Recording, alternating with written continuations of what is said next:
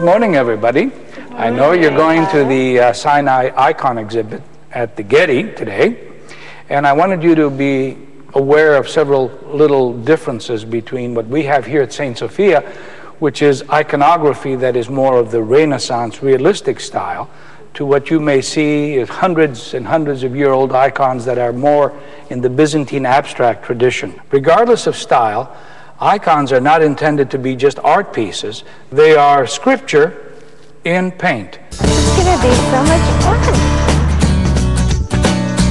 For us, it's like a pilgrimage in a local spot for a place far away.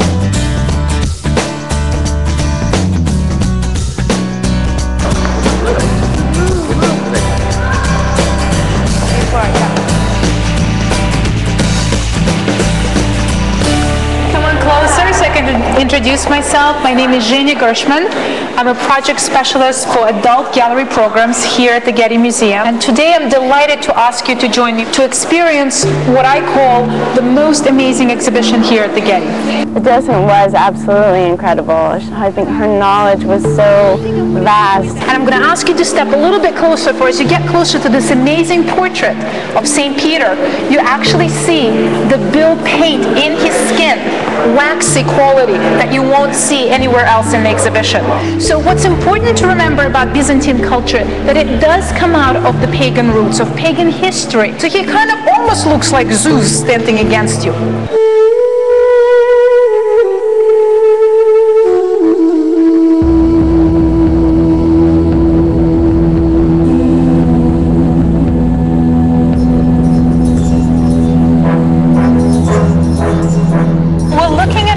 That's 13th century. This is a typical Greek Orthodox icon. My favorite was Theodosia. I really enjoyed the symbolism of her hand. When you look at her hand, she's also trying to communicate something to you.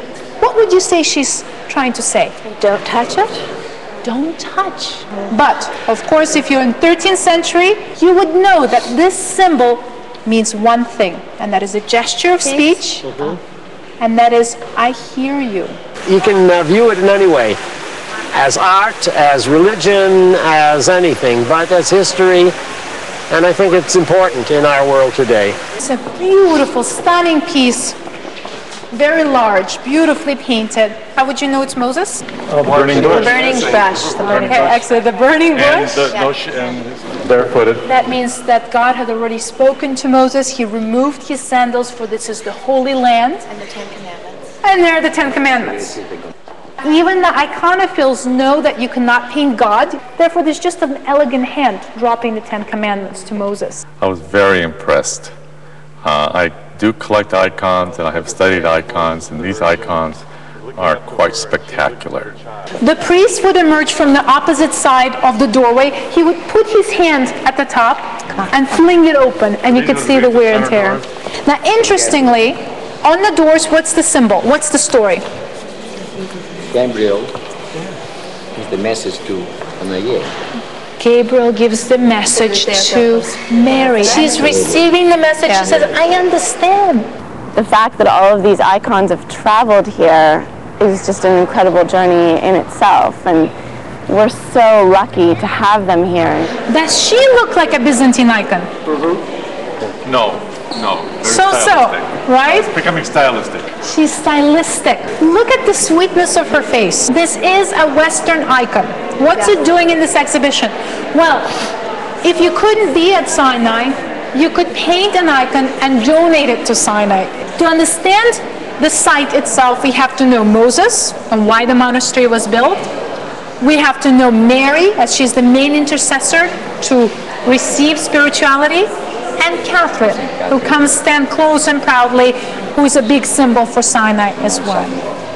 Well, thank you so much for coming today. Thank you, Zhenya. It's wonderful to actually go and see these preserved icons that have been so reverently saved and preserved for all these centuries. It was just incredible.